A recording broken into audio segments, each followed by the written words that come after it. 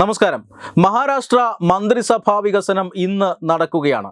നേരത്തെ മുഖ്യമന്ത്രിയായി ബി.ജെ.പി. നേതാവ് ദേവേന്ദ്ര ഫട്നവിസും ഉപമുഖ്യമന്ത്രിമാരായി ശിവസേന നേതാവ് ഏക്നാഥ് ഷിൻഡെയും അതുപോലെ തന്നെ എൻ.സി.പിയുടെ നേതാവ് ശരത് പവാറും സത്യപ്രതിജ്ഞ ചെയ്തിരുന്നു. 3 മന്ത്രിമാർ മാത്രമാണ് ആദ്യ ദിനത്തിൽ സത്യപ്രതിജ്ഞ ചെയ്തത്.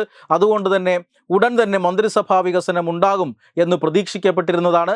അതുപോലെ തന്നെ ഇപ്പോൾ മന്ത്രിസഭാ വികസനം ഉണ്ടായിരിക്കുന്നു. ഇന്ന് ഉച്ചതിരിഞ്ഞ് 30 മന്ത്രിമാർ മഹാരാഷ്ട്ര നിയമസഭയിൽ അല്ലെങ്കിൽ മഹാരാഷ്ട്ര മന്ത്രിസഭയിൽ അംഗങ്ങളായി സത്യപ്രതിജ്ഞ ചെയ്യും എന്ന വിവരമാണ് വരുന്നത്. നാഗ്പൂരിലാണ് ഈ ചടങ്ങ് നടക്കുക. അതിൻ്റെ കാരണം മഹാരാഷ്ട്ര നിയമസഭയുടെ ശൈത്യകാല സമ്മേളനം നാളെ ആരംഭിക്കുകയാണ്. ശൈത്യകാല സമ്മേളനം നടക്കുന്നത് നാഗ്പൂരിലെ നിയമസഭാ മന്ദിരത്തിലാണ്.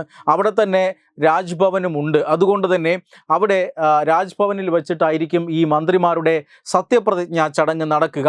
ഈ സത്യപ്രതിജ്ഞാ ചടങ്ങിന് മുന്നോടിയായിട്ടുള്ള മന്ത്രിസഭാ വികസനം സംബന്ധിച്ച ആരൊക്കെ മന്ത്രിമാരാകണം, ഏതൊക്കെ കക്ഷികൾക്ക് എത്ര മന്ത്രിസ്ഥാനങ്ങൾ വീതം നൽകണം എന്നതുമായി ബന്ധപ്പെട്ട ചർച്ചകൾ കഴിഞ്ഞ ദിവസങ്ങളിൽ പുരോഗമിക്കുകയായിരുന്നു. ഇപ്പോൾ ചർച്ചകൾ പൂർത്തിയാക്കിയാണ് സത്യപ്രതിജ്ഞയിലേക്ക് മുന്നണിയും സർക്കാരും കടക്കുന്നത്.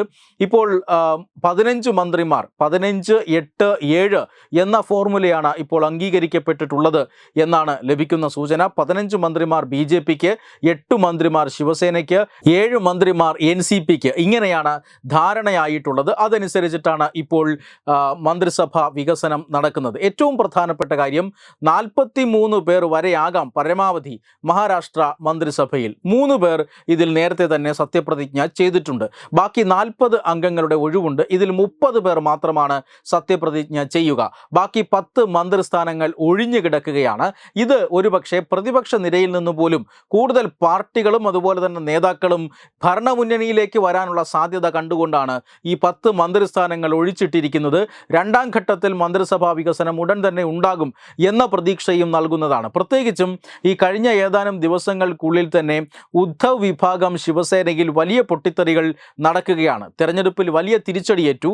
അതുകൊണ്ട് തന്നെ ആ ഉദ്ധവ് വിഭാഗം ശിവസേനയിലെ നേതാക്കളെല്ലാം തന്നെ കോൺഗ്രസുമായിട്ടും അതുപോലെ തന്നെ എൻ.സി.പിയുമായിട്ടുമുള്ള കൂട്ടുകെട്ടാണ് തങ്ങളുടെ പാർട്ടിയെ തുലച്ചത്. അതുകൊണ്ട് തന്നെ ഒന്നുകിൽ ശിവസേന 2 ശിവസേനയും ഏകീകരിക്കപ്പെടണം, ഇല്ല എങ്കിൽ ഈ ബാക്കിയുള്ള ശിവസേനയും ബി.ജെ.പി. സഖ്യത്തോടൊപ്പം ചേരണം, അതല്ലെങ്കിൽ സ്വതന്ത്രമായി നിൽക്കണം. ഈ ചർച്ച ഉദ്ധവ് താക്കറെ വിഭാഗം ശിവസേനയ്ക്കുള്ളിൽ കൃത്യമായി നടക്കുന്നുണ്ട്. പക്ഷേ ഉദ്ധവ് താക്കറെ, പാർട്ടി ചെയർമാനായിട്ടുള്ള ഉദ്ധവ് താക്കറെ, അദ്ദേഹത്തിൻ്റെ മകൻ, അതോടൊപ്പം തന്നെ സഞ്ജയ് റൗട്ടിനെ പോലുള്ള മുതിർന്ന നേതാക്കൾ, ഇവരെല്ലാം തന്നെ ശക്തിയുക്തം ബി.ജെ.പിയെ ഇപ്പോഴും എതിർക്കുകയാണ്. പക്ഷേ ഉദ്ധവ് വിഭാഗം ശിവസേന വരും ദിവസങ്ങളിൽ ബി.ജെ.പിയിലേക്ക് വരും, അതായത് ബി.ജെ.പി. നയിക്കുന്ന മഹായുതി മുന്നണിയിലേക്ക് വരും എന്ന ഒരു സൂചനയും ലഭിക്കുന്നുണ്ട്. എന്തായാലും ഇതുമായി ബന്ധപ്പെട്ട ഊഹാഭോഗങ്ങൾക്ക് ഊർജം പകരുന്നതാണ് 10 മന്ത്രിസ്ഥാനം ഒഴിച്ചിട്ടുകൊണ്ടുള്ള ഈ സത്യപ്രതിജ്ഞാ ചടങ്ങ്. വെബ് ഡെസ്ക് തത്തുമൈ news. Powered by Jyothis, realising your dream home. Our ongoing luxury apartments projects are Crown near Karivattam, The Square near UST Global, White Manor near Aattugal Ambalathara, and Evergreens Luxury Villas near Tirumala. Call 90482 55599.